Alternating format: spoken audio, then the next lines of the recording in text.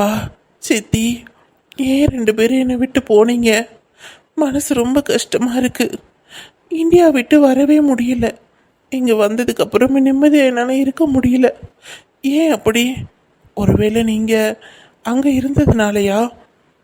இல்லைன்னா நிலாவை விட்டு வர மனசு இல்லையா எனக்கு? என்ன நல்லதோ, நீங்கள் 2 பேர் தான் எனக்கு துணையாக இருக்கணும். சின்ன வயசுலேருந்து நீங்கள் தான் எனக்கு ரொம்ப பிடிக்கும். என்ன உங்களை பார்க்க தான் முடியல, ஆனால் தினமும் எனக்கு ஃபோன் மட்டும் பண்ணி என்கிட்ட பேசுவீங்க. எனக்கும் அப்படியே பழகிருச்சு. ஒரு நாள் நீங்கள் என்னை விட்டு போயிட்டீங்கன்னு தெரிஞ்சதும் என் மனசு ரொம்ப கஷ்டமாயிருச்சு. இப்போ அதை விட வலிக்குது. இந்தியாவை விட்டு வந்ததுக்கப்புறமும் நீங்கள் தான் அங்கே நிலாவை பத்திரமா பார்த்துக்கணும். அவள் கூடயே இருங்க. அவளுக்கு எதுவும் ஆயிடக்கூடாது. யாருக்குடா எதுவும் ஆயிடக்கூடாதுன்னு சொல்லிட்டு இருக்கிற? அப்பா, நீங்கள் எப்போ வந்தீங்க? யாருக்கோ எதுவும் ஆகக்கூடாதுன்னு சொல்லிட்டு இருந்தியே, அதான் யாருக்கு? அது அது அது ஒன்றும் இல்லைப்பா. தங்கச்சிக்கு தான் எதுவும் ஆகக்கூடாதுன்னு சொல்லிட்டு இருந்தேன். தங்கச்சிக்கு என்னடா ஆக போகுது? இன்ன வரைக்கும் அவள் எங்கே இருக்கானே தெரிய மாட்டுது. கவலைப்படாதீங்கப்பா, நான் தேடி கண்டுபிடிச்சிருவேன். என் தங்கச்சி, எனக்கு இருக்கிறது ஒரு தங்கச்சி. அவளை நான் தேடி கண்டுபிடிக்க மாட்டேனா?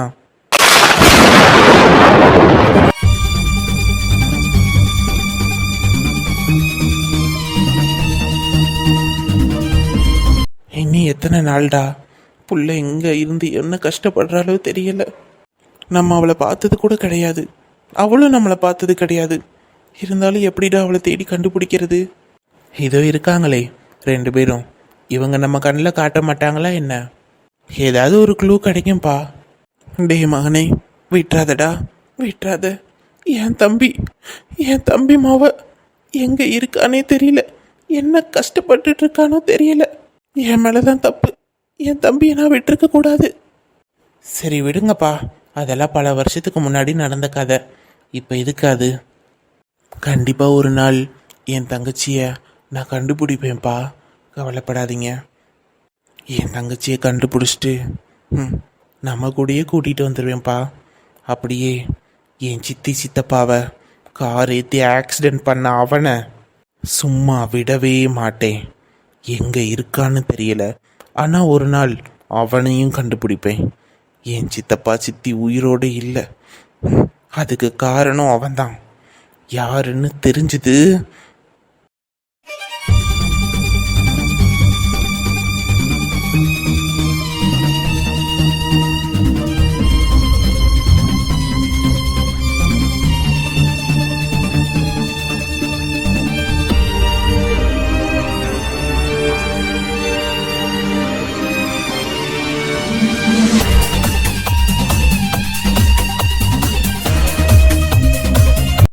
அம்மா, அப்பா, ஏன் என்னை விட்டு போனீங்க? உங்கள் ஞாபகமாகவே இருக்கு. அம்மா, இந்த மாதிரி நேரத்தில் நீ என் கூட இருக்கணும் இல்லைம்மா? உன் பொண்ணு இப்போ மாசமாக இருக்கேன். இந்த மாதிரி நேரத்தில் எல்லா பொண்ணுங்களுக்கும் அவங்க அம்மா தான் கூட இருக்கணும்னு நினைப்பாங்க. ஆனால் எனக்கு நீ என் கூட இல்லை. எனக்கு உன் நினைப்பாவே இருக்குமா? உங்களுக்கு பேர புள்ள பிறக்க போகிறான், அதை தூக்கி கொஞ்சறதுக்கு நீங்க இப்போ உயிரோட இல்லை. கடவுள் எதுக்கு தான் எனக்கு இப்படி இந்த ஒரு நிலைமையை கொடுத்தாரோ? நம்ம வாழ்க்கையில இப்படி விதி விளையாண்டுருச்சே. ஆனா பாருங்கம்மா, உங்களை கார் ஏற்றி ஆக்சிடென்ட் பண்ணவரை தான் நான் கல்யாணமே பண்ணியிருக்கேன். நம்ம வாழ்க்கையில விதி எப்படி விளையாடுது பார்த்தீங்களா? ஐ மிஸ் யூப்பா, ஐ மிஸ் யூமா. திரும்பவும் என்கிட்ட வந்துட மாட்டீங்களா?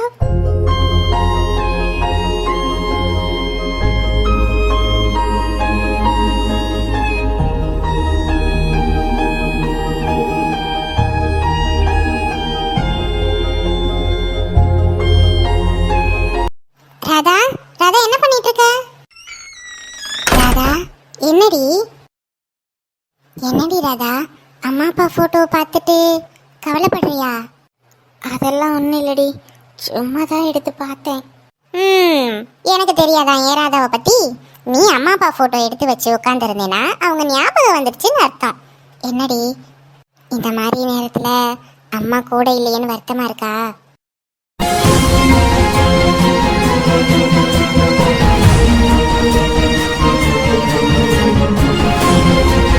ஹே ராதா, இப்ப எதுக்கடி அழுகிற? அழாத, கண்ணத்தோட. இங்க பாரு, நீ ரவியத்தான் கூட இல்லாததுனால தான் உனக்கு அம்மா அப்பா ஞாபகம் வருது. அவர் கூட இருக்கும் பொழுது உனக்கு ஞாபகமே வராது. அப்படியே வந்தாலும் சந்தோஷமா தான் அம்மா அப்பா கிட்ட பேசிட்டு இருப்பியே தவிர இந்த மாதிரி சோகமா அழுதுகிட்டு. ரவியத்தான்ட்ட ஃபோன் பண்ணி பேசுறியா? நான் வேணா அவரை வர சொல்லட்டா? வேணாண்டி, வேண்டாம், நான் ஓகே தான். எனக்கு ஒன்றும் இல்லை, கொஞ்ச நேரத்தில் சரியாயிடுவேன்.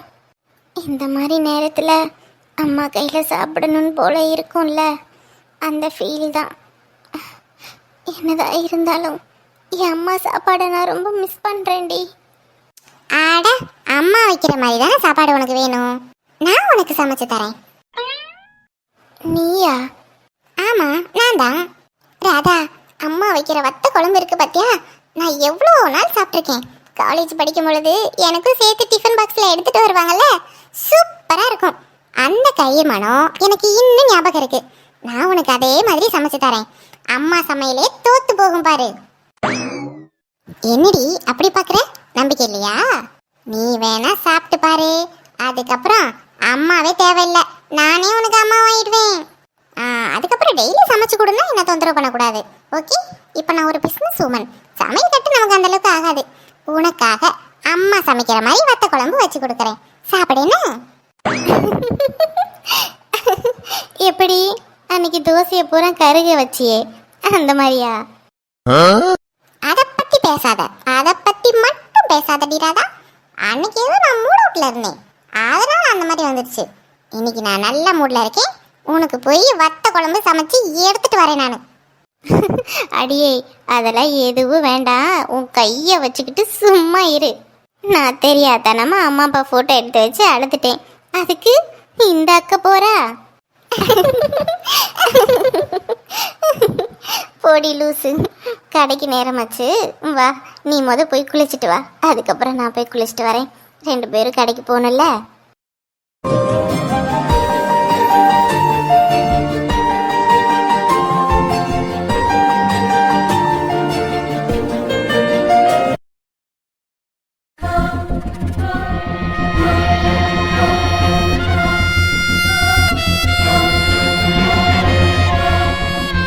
டேய், சீக்கிரமா டம் அடிச்சு முடிடா. எவ்வளோ நேரம்டா வெளியவே நிற்கிறது? உள்ள வாடா போகலாம். அவசரப்படாதடா, பொறுமையா போவோம். ஆமாம், இப்படி தான் சொல்லி சொல்லி நைட் அவங்க வீட்டுக்கு போகலான்னு பார்த்தா 2 பாடிகார்டு நிற்கிறாங்க. மாடு மாடா எரும மாடு மாதிரி நிற்கிறாங்க. அவங்க கையில் சிக்கின சட்னி தான் அப்படின்ட்டு திரும்பி வந்தாச்சு. பார்க்கவே இல்லைடா. ஐயோ, சிவ்வுன்னு ஏறும் பார்த்தாலே. வாடானா இன்னும் சிகரெட் அடிச்சுட்டு வெளியே நிற்கிறான். சரிடா சரிடா, இதோ முடிஞ்சு, அவ்வளோதான்.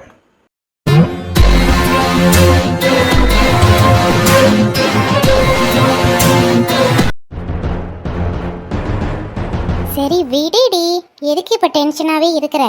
கஸ்டமர்லாம் வருவாங்கடி. அட போடி, எங்கே வராங்க? காலையிலேருந்து ஒரு காக்கா கூட வர மாட்டுது. இந்த மழையை யாரு காலக்காத்தாலே வர சொன்னது? மழை வந்ததுனால தான் யாரும் ஐஸ்கிரீம் சாப்பிட வர மாட்டேன்றாங்க. இப்போ ஐஸ்கிரீம் எல்லாம் வேஸ்ட் ஆக போகுது. ஸ்டாக் எல்லாம் காலியாகும் நினைச்சா இந்த மாதம் பயங்கரமாக லாஸ் ஆயிடுச்சுடி. என்ன பண்ணுறதுனே புரியல. விஜி, பிஸ்னஸ்னால் லாபமும் இருக்கும் நட்டமும் இருக்கும்டி. அதுக்கு என்ன பண்ணுறது? இப்படியா ஃபீல் பண்ணிட்டு தூக்கி வச்சுட்டு உக்காந்துருக்க?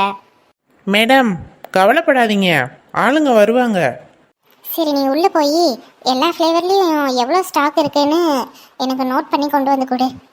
வேஸ்ட் ஆகிடக்கூடாது, இல்லாதவங்களுக்காவது நம்ம ஃப்ரீயாக கொடுத்துடலாம். அட ஏன் மேடம் இந்த முடிவு எடுக்கிறீங்க? இன்னைக்கு ஒரு நாள் பார்க்கலாம், இல்லைன்னா நாளைக்கு எடுத்துகிட்டு போய் கொடுத்துடலாம் அனாதை ஆசிரமத்துக்கு. அதெல்லாம் வேணாம், நாளைக்குன்னு பார்த்தா ரொம்ப பழசாயிடும். பழச போயா அனாதை ஆசிரமத்துக்கு கொடுக்கறது? எல்லா குழந்தைங்க வேண்டாம், அந்த குழந்தைங்களுக்கு ஃப்ரெஷ்ஷாகவே கொடுக்கலாம். நீ போய் என்னென்ன ஃப்ளேவரில் எவ்வளோ ஸ்டாக்ஸ் இருக்குன்னு எனக்கு நோட்ஸ் எழுதி கொண்டு வா. சரிங்க மேடம். அப்பா, ரொம்ப லாஸ் டி. சரி, பார்த்துக்கலாம் விடுடி. சரி, நீ உட்காரு, ரொம்ப நேரமாக நின்றுட்டே இருக்க, இடுப்பை பிடிச்சிட்டு நிற்கிற பாரு. வா, வந்து இப்படி உட்காரு. அதெல்லாம் ஒன்றும் வேண்டாம், நீ போய் உள்ளே போய் கொஞ்ச நேரம் உட்காரு. கஸ்டமர் யாராவது வந்தாங்கன்னா நான் பார்த்துக்கிறேன். அது சரி, ரவி அத்தானுக்கு தெரிஞ்சதுன்னு வச்சுக்கேன், என்னை என்ன நினைப்பாரு? ம்? பெரிய இவர் அவரு அப்படி என்னடி நினைக்க போறாரு? ஆ, என்னடி நினைச்சேன் ரவி அத்தானை பத்தி? எவ்வளோ பெரிய பிஸ்னஸ் மேனு, எவ்வளோ அவார்ட்ஸ்லாம் வாங்கியிருக்காரு. அவரோட பொண்டாட்டி நீ உன்னை போய் ஐஸ்கிரீம் கடையில் வேலை பார்க்க விட்டுட்டு நான் உள்ளே போய் உட்காரணுமா? ம்? ஓஹோ, அப்போ பெரிய பிஸ்னஸ் மேனோட பொண்டாட்டின்றனால தான், இல்லைன்னா உங்களுக்கு என் மேலே பாசம் இல்லை. சே, அப்படிலாம் சொல்லலை. முத எனக்கு என் ராதா தான். நீ என்னோட பெஸ்ட் ஃப்ரெண்டு. என்னோட பெஸ்ட் ஃப்ரெண்டு இப்போ மாசமா இருக்கா. அவளை போய் நான் எப்படி வேலையை வருது? ம், அவளை நான் தானே நல்லா பார்த்துக்கணும். அப்படிவா வலிக்கு இருந்தாலும் எல்லாம் நல்லா தான் பார்த்துக்கிறீங்க. அப்படியே உட்காந்துக்கிட்டே இருந்தால் எனக்கே ஒரு மாதிரியா இருக்கும். சும்மா அப்படி இப்படி நடந்துக்கிட்டு வேலை பார்த்தாதான் நல்லா இருக்கும். சொன்னாலும் கேட்க மாட்டா. கடையில் யாருங்க?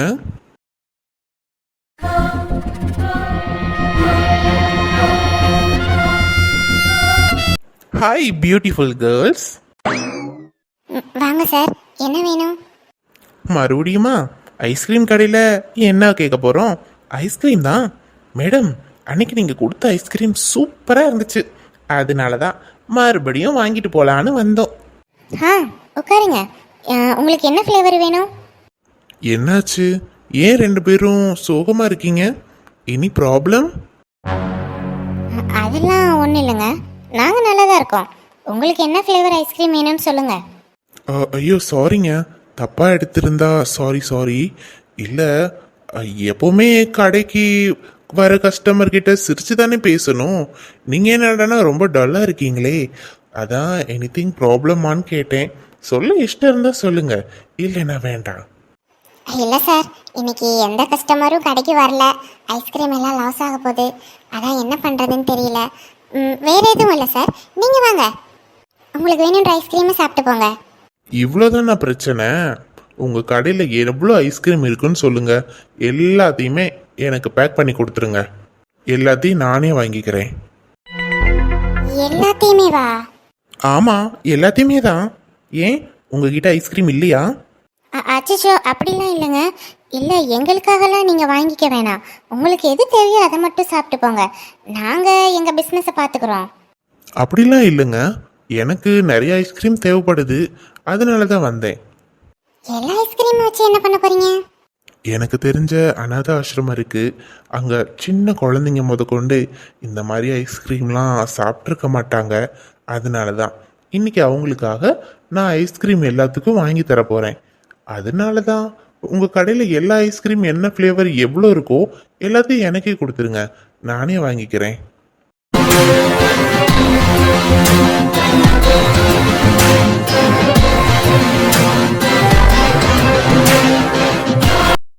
எவ்வளோ நல்லவனா நடிக்கிறான் பாரு. இவனுக்கு எந்த ஆசிரமமுமே தெரியாது. பாராக தான் அலைவான், அது மட்டும்தான் இவனுக்கு தெரியும். ஆசிரமம் தெரியுமா? அதுக்கு அர்த்தம் கூட தெரியாது. கொஞ்ச நேரம் வெயிட் பண்ணுங்க சார், எல்லாத்தையும் இமிடியேட்டா பேக் பண்ணி உங்களுக்கு கொடுக்குறேன். இல்லை, எல்லாத்தையும் என்னால் கொண்டு போக முடியாது. நான் அட்ரஸ் தரேன், அந்த அட்ரஸ்க்கு நீங்களே கொண்டு வந்து கொடுத்துருங்களேன். ஓகே சார், நீங்கள் அட்ரஸ் சொல்லுங்கள், நானே எடுத்துகிட்டு வந்து கொடுத்துட்றேன்.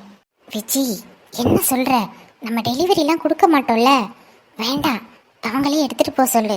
வெடிடி ராதா, இந்த ஒரு டைம் தானே, அதுவும் கடையில் உள்ள மொத்த ஐஸ்கிரீமே விற்க போகுது, அதனால கொண்டு போய் கொடுக்கறதுல தப்பு இல்லை. ஆஹா, அட்ரஸ்க்கு கொண்டு வந்து கொடுக்க போகிறாங்களா? அப்போ நம்ம வீட்டுக்கு வர போகிறாங்களோ? நம்ம இடத்துக்கு வரட்டும். மச்சான் கரெக்டாக பிளான் போடுறானே. நம்ம இடத்துக்கு எதுக்கு வர சொல்கிறான்னு தெரிஞ்சு போச்சு.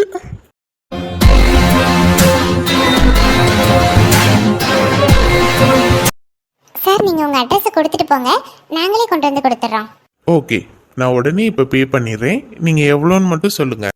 ஓகே சார், நான் போய் எவ்வளோ என்ன ஏதுன்னு பார்த்துட்டு உங்களுக்கு பில்லு கொண்டு வந்து கொடுக்குறேன். நீங்கள் உட்காருங்க சார். ஓகே. ராதா, எனக்கு கொஞ்சம் ஹெல்ப் பண்ணடி. வா, என்னென்ன ஸ்டாக்லாம் இருக்குன்னு பார்த்து பில் போடணும், அதை கொஞ்சம் பேக்கிங்கும் பண்ணணும். இதோ வரேன்டி.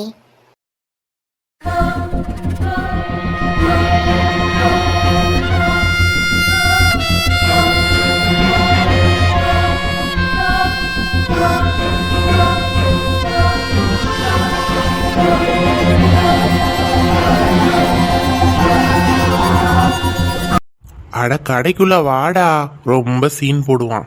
டேய் இல்லடா, ஏற்கனவே விஜி பார்க்க வேண்டாம் பேச வேண்டாம்னு சொல்லியிருக்காங்க.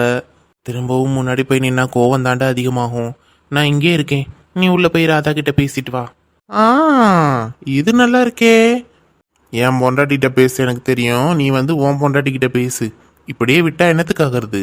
இன்னும் உன் மேல உள்ள வெறுப்பு அதிகமாக தான் ஆகும். சீக்கிரம் பேசி கரெக்ட் பண்ற வழியை பாருடா. ஏதாவது தெரியலன்னா என்கிட்ட கேளு, நான் சொல்லி தரேன். பொண்ணுங்களை எப்படி சமாதானம் பண்ணணுன்றது எனக்கு தெரியும். ஏண்டா இன்னும் காலேஜ்ல படிச்ச மாதிரியும் இருக்க, கொஞ்சமாவது அப்கிரேட் ஆகுடா.